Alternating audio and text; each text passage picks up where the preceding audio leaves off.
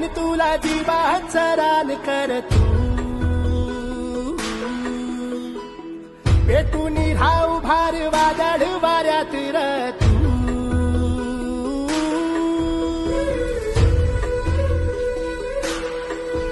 हे हे धरणीची हान तुला जीवाचा रान कर तू